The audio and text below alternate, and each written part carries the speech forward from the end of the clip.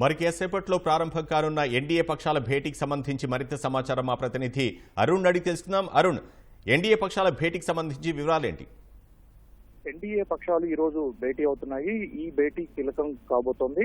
ప్రధానంగా లోక్సభ పక్ష నేతని ఎన్డీఏ గతంలో బీజేపీ లోక్సభ పక్ష నేతని ఎన్నుకొని బీజేపీ లోక్సభ పక్ష నేతగా ఉన్నటువంటి వ్యక్తిని ప్రధానమంత్రిగా ఆయననే ఎన్డీఏ పక్ష నేతగా కూడా ప్రకటించడం జరిగింది. కానీ ఈసారి ఒక నూతన విధానానికి తీసుకొచ్చారు. దీంట్లో బీజేపీ వైపు నుంచి అనేది కాకుండా ఎన్డీఏ పక్షానికి సంబంధించినటువంటి విధానంగానే ఈసారి తీసుకొస్తున్నారు. ఎన్డీఏ లోక్సభ పక్ష నేతగా ప్రధానిగా ఉండేటువంటి వ్యక్తి పేరును ప్రతిపాదించడంతో పాటు దానికి ఆమోదం తెలుపుతూ ఆ తదుపరి కార్యాచరణకు ముందుకు వెళ్లాలని చెప్పి ఇప్పటికే ఎన్డీఏ పక్షాలు నిర్ణయించాయి. ఆ మేరకు మొన్న జరిగినటువంటి భేటీలో ప్రధాని అభ్యర్థిగా అదేవిధంగా ఎన్డీఏ నాయకుడిగా నరేంద్ర మోదీ పేరును ప్రతిపాదించారు. ఆ ప్రతిపాదనకు అన్ని పక్షాలు ఏకగ్రీవంగా ఆమోదం తెలపడం జరిగింది. సో ఈ రోజు కూడా ఎన్డీఏ పక్షాలకు సంబంధించినటువంటి ఎంపీలంతా ఎన్డీఏకి సంబంధించినటువంటి లోక్సభ పక్ష నేతగా ప్రధానమంత్రిగా నరేంద్ర మోదీ పేరును ప్రతిపాదించడము, నరేంద్ర మోదీని ఏకగ్రీవంగా ఎన్నుకోవటము, ఆ తర్వాత రాష్ట్రపతిని కలవటము, ఇవి ప్రధానమైనటువంటి ఈ రోజు జరగాల్సినటువంటి కార్యాచరణ.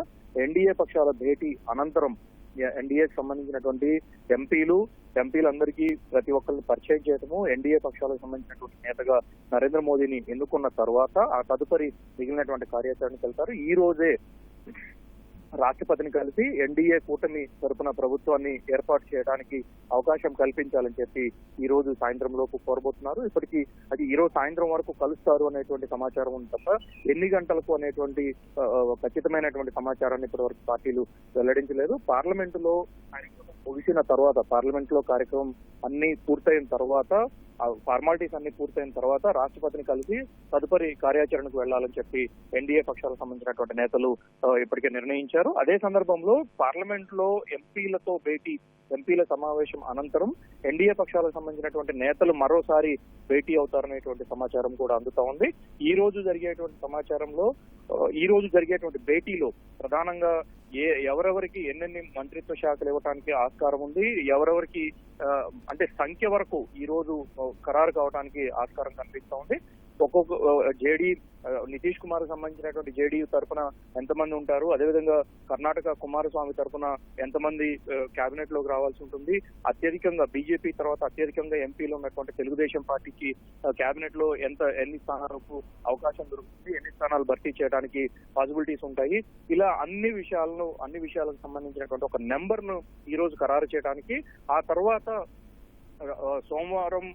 ఆదివారం నాడు జరిగేటువంటి ప్రమాణ స్వీకార కార్యక్రమానికి ముందు పోర్ట్ఫోలియోస్ సంబంధించి మంత్రిత్వ శాఖలకు సంబంధించినటువంటి విషయాలన్నీ బయటికి వెల్లడిగడానికి ఆస్కారం కనిపిస్తా ఉంది. ఎట్టి పరిస్థితుల్లో ఆదివారం సాయంత్రం 6 గంటలకు ప్రధాని నరేంద్ర మోదీ ఆయనతో పాటుగా మరికొంతమంది కేంద్ర మంత్రులు, కొంతమంది స్టేట్ మినిస్టర్స్ ఎంఓఎస్లు ప్రమాణ స్వీకారం చేస్తారు అని చెప్పి ఇప్పటికే బీజేపీ వర్గాలు వెల్లడించాయి. ఆ మేరకు రాష్ట్రపతి భవన్ లో ఏర్పాట్లు ముమ్మరంగా చేపడుతున్నారు.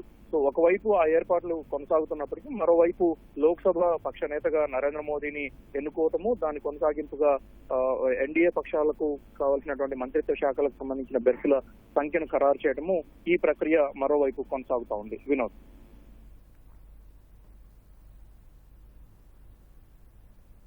ధన్యవాదాలు అరుణ్.